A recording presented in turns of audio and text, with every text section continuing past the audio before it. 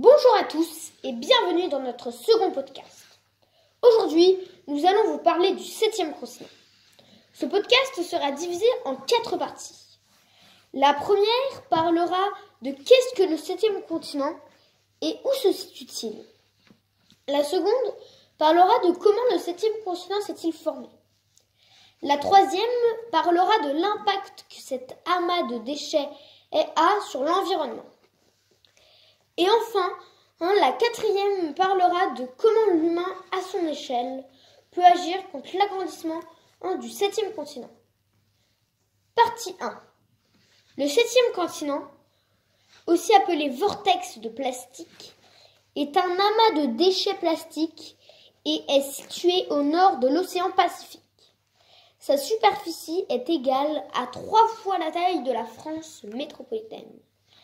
80 000 tonnes de déchets flottent au cœur du 7e continent. Partie 2. Le 7e continent s'est formé, tout d'abord, à cause de nous les humains, qui laissons traîner nos déchets dans la nature. Ceux-ci sont emportés par le vent et la pluie jusqu'aux cours d'eau, qui eux-mêmes se jettent dans les océans.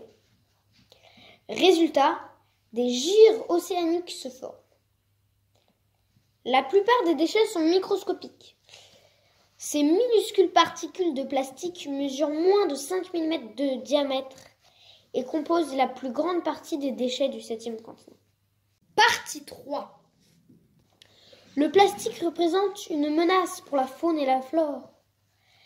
Les microplastiques notamment sont confondus avec du plancton par certains animaux marins qui les avalent au risque de s'étouffer.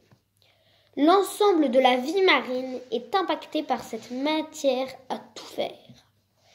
Tortues, crustacés, mammifères, oiseaux y sont exposés, tout comme les végétaux tels que les herbiers marins, les mangroves ou les coraux, dont l'oxygène et la lumière nécessaires à leur survie sont obstrués. Partie 4.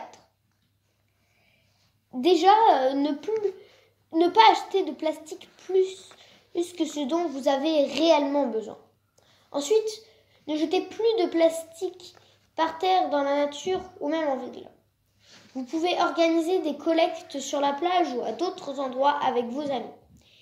Et si vous avez du cran et que vous voyez une personne jeter un déchet par terre, vous pouvez le ou la réprimander.